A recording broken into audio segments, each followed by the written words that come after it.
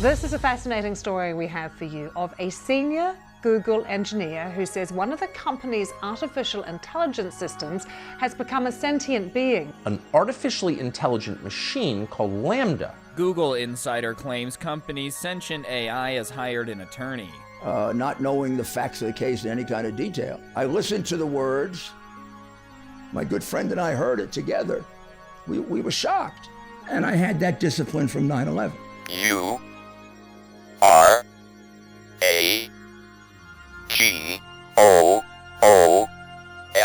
Okay, I would, you know the thing that I would dispute of that description?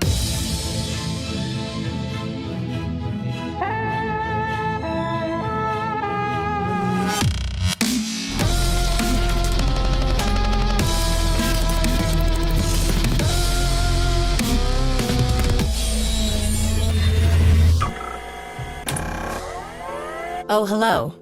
Welcome to System Fail, the show where the naked aggression of the state is met in kind. A Chicago police officer hospitalized after a naked woman attacked him and stole the officer's SUV. Running over that officer, seen here on the ground, unable to get up. Get me an ambulance ASAP, got an officer injured. A bunch of blood, trauma to the head, and it looked like he could barely walk. And she was butt naked. A bizarre scene in Hollywood tonight. A naked man climbs on top of this police car. The man eventually kicked out the rear window of the police cruiser. He wasn't butt naked. I need you to get up on the dance floor. Get that man what he asking for. Cause I feel like busting loose. He's got an Uzi. I am from the future. I am your host, DDoS. And for months now, humans have found themselves increasingly mired in economic turmoil as supply shortages mount and inflation hits levels not seen in more than 4 decades. The numbers have been climbing month by month. Now the trickle has turned into a flood of economic hardship.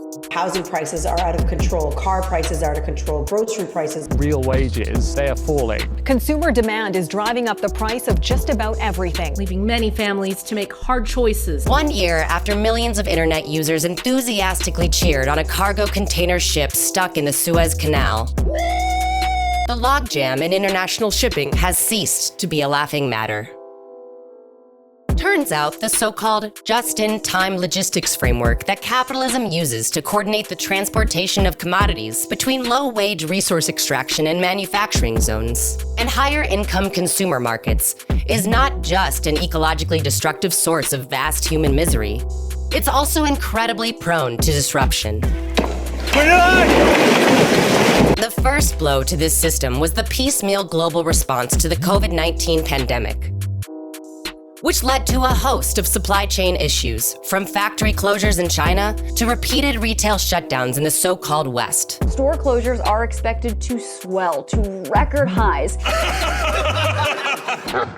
These repeated shocks created a massive backlog of container ships unable to unload their cargo, resulting in an explosion in maritime shipping rates.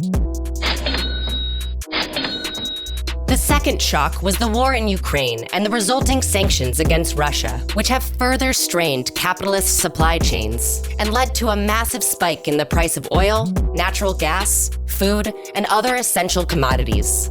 And while oil executives and shipping tycoons celebrate record-breaking profits, billions of working-class people are feeling the squeeze. And we are going to be sharpening a machete today.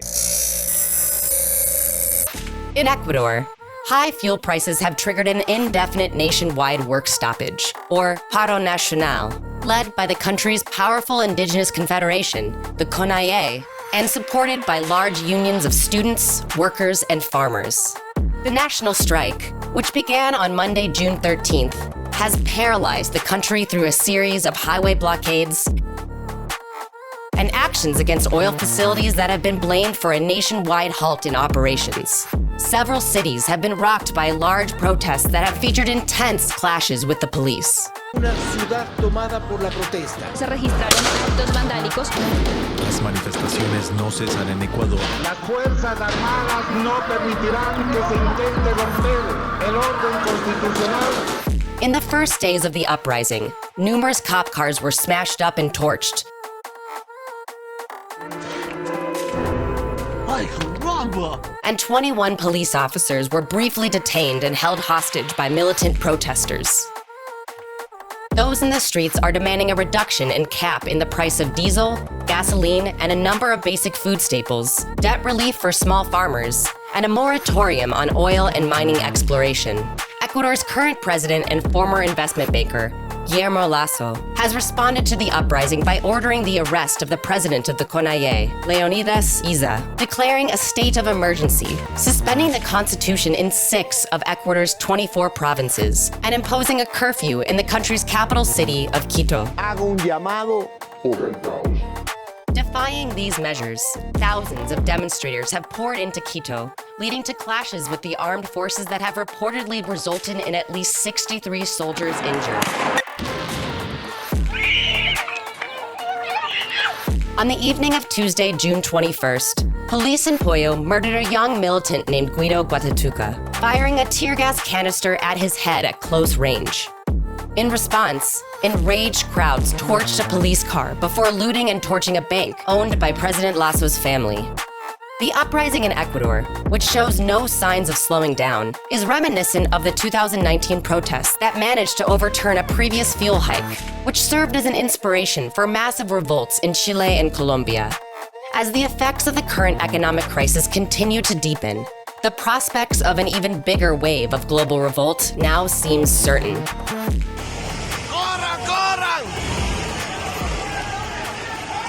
No, sir. Suppression measures have failed. Can't contain it. Meanwhile, in Tanzania, violence has flared up in the Ngorongoro district on the eastern edge of the Serengeti. On June 10th, state security forces and federal game wardens began sectioning off lands in the Loliondo as the latest push of a broader operation to illegally displace 150,000 indigenous Maasai people from their ancestral homelands. The government plans to transform the area into a luxury trophy hunting resort for the royal family of the United Arab Emirates and their invited guests.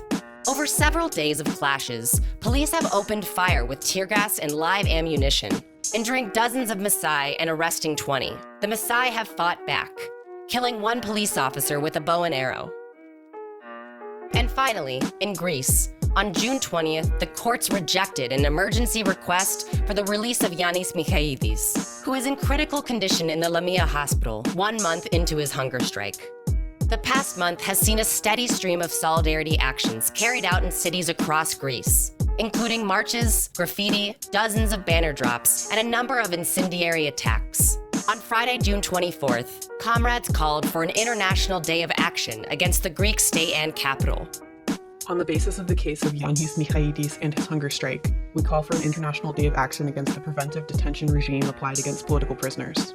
For the case of Yannis Michailidis, we propose the political targeting of the structures of the Greek state and Greek companies, and/or by highlighting the struggle of those who are in the hands of the state mafia with the same vengeance. We have now reached the end of this episode of System Fail.